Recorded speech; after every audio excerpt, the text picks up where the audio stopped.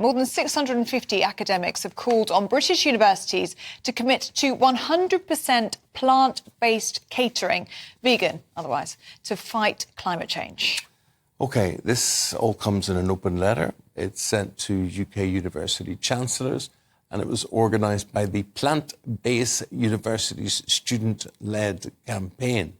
Well, it's not just academics. Other signatories include Chris Packham and the Green Party MP Caroline Lucas. So today we're asking, should UK universities go vegan in order to save the planet? OK, let's debate this now with Jennifer White. Jennifer is a senior media and communications manager. Jennifer, I never know if it's PETA or PETA. It's PETA. PETA, OK, like Blue PETA.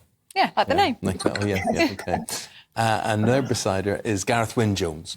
Gareth is a sheep farmer, and you do that in Wales, Gareth. What sort of sheep do you have? We have beef, sheep, and I grow a lot of my own vegetables as well. And my family's been on this farm for 375 years. Yeah. So good morning, what are that? Oh, is that your milk there? It's my neighbour's milk that's shipped here every 2 days. Local, seasonal, sustainable food at its best. Do you know, Gareth, I have a great interest in agriculture and farming. My first job in journalism was as a farming reporter, and I watch any programme that is related to what you guys do. And I wouldn't want to be a farmer. I think it's tough. I think it's thankless. I think people just don't understand the value of it. And something like the Ukraine situation happens, and then suddenly, farmers, we love our farmers, we love what they do, whatever. Then they'll dump you again, these politicians, and they'll not give you the support that you need. However, that doesn't take away from what Jennifer's here to talk about. What is the pressure, Gareth, though, on you guys as farmers? So you're trying to sell your product. There's a lot of people who would want you to stop selling your product, which is sheep in this case. What would you say to the general public out there? Back British agriculture, get behind us. And, these universities should be stopping all imported food, everything that's flown in, shipped in. They don't know how it's grown, how it's produced, and what sprays and what fertiliser goes on these things. Buy British. If you want to bring down the count of your death toll on your plate, kill one cow and feed many people. That's a fact. I grow my own vegetables. I grow my own salads. I know what it takes to put food on my family's plate every day.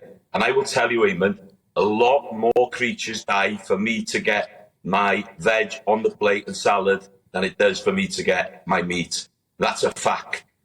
I'm sure, Jennifer, you'll appreciate, Gareth's passion, the fact that he's talking about how he earns his living. But you would feel there's a bigger problem at stake here, a bigger problem to solve. Absolutely. And honestly, everyone should be supporting initiatives which are encouraging people to eat more vegan foods, because we know that the meat and dairy industries are some of the worst offenders when it comes to contributing to the climate emergency. And, that is not just vegans who are saying this. The United Nations is urging people to eat more plant-based foods in order to cut their carbon footprint. And that is why the best thing that any of us can do today is take personal responsibility for the planet, for animals, and go vegan. What do you make of that then, Gareth? The meat and dairy industry being one of the worst contributors to the climate crisis.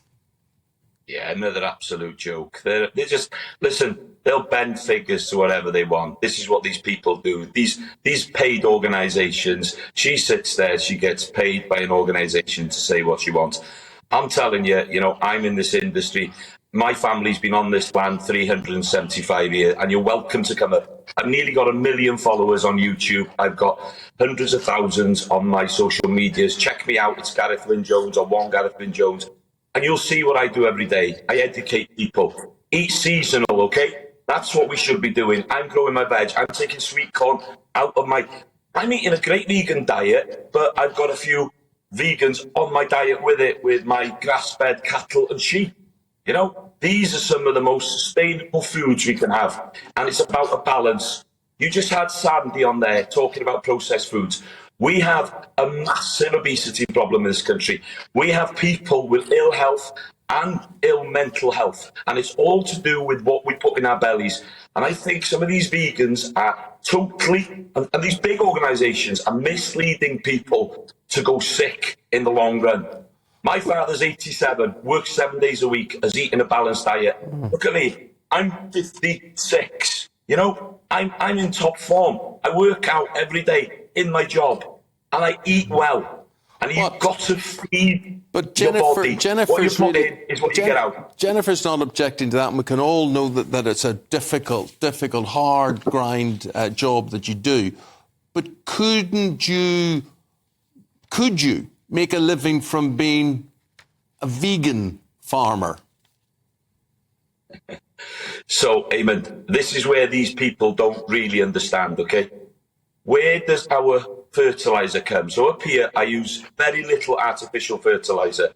Without the cows and the sheep, I wouldn't be able to grow my crops. 70% of this country is marginal land, which is grass, okay? We have a temperate climate, which grows the grass. When the sheep and the cows eat that grass, it then regrows and sequences more carbon into the ground. It's a circle. So when they're saying that cows and sheep are the problem, I understand that. It's rubbish. But Jennifer, you can see the dilemma here. I'm sure you're not arguing about that. But, I mean, you would also be appealing to Gareth and say, your industry is yesterday's news. Things have got to change. Things have got to evolve. Is there any inspirations, any help you can give to farmers like Gareth and say, look, you can be part of our revolution? Well, look, you know, I love farmers. I rely on farmers every day, but I choose to support the farmers that focus on arable farming, on vegetables, fruits, grains, nuts, pulses. And we are seeing more farmers transitioning away from animal agriculture because they know that the future is heading in a vegan direction.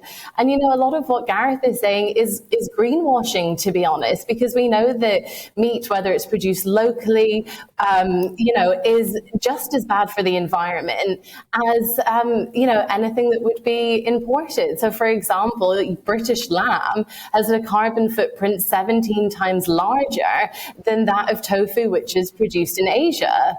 And you know, honestly, the best thing any of us can do today is go vegan, and it has never been easier.